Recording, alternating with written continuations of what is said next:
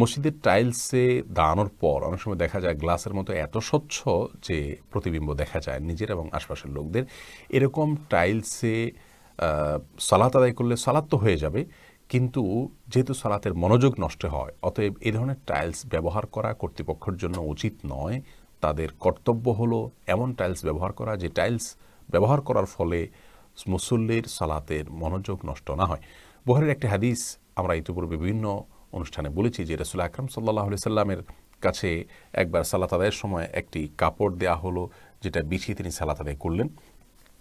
তো সালাত শেষ করার পর তিনি বললেন অন্য কোনো কাপড় আছে কিনা, কারণ সেই কাপড়ে বেশ কিছু কারুকার্য ছিল, এই ধরনের কারুকার্য যে কারুকার্যগুলোর দিকে দৃষ্টি নিবিষ্ট হয়ে থাকে। তখন নবী করিম সাল্লাল্লাহু আলাইহি সাল্লাম সে কাপড় পরিবর্তন করে একটা সাদা মাঠা কাপড় আনালেন এবং তার উপরে সালাত আদায় করলেন। বোঝা গেল যে এমন কিছুর উপরে সালাত আদায় করা উচিত নয় যেখানে দাঁড়িয়ে সালাত আদায় করলে সালাতের মনোযোগ সেই বস্তুর দিকে নিবিষ্ট হয়ে যায়। কেউ যদি এরকম স্বচ্ছ কোনো টাইলস বা পাথরের উপরে দাঁড়িয়ে সালাত আদায় করে যেখানে নিজের এবং আশপাশের অন্যদের প্রতিবিম্বগুলো দেখা যায়, তাহলে খুব স্বাভাবিকভাবেই তার মনোযোগ নষ্ট হবে। এই জন্য এগুলো ব্যবহার করা থেকে কর্তৃপক্ষের বিরত থাকা উচিত, কিন্তু সালাত আদায় করলে সালাত হয়ে যাবে।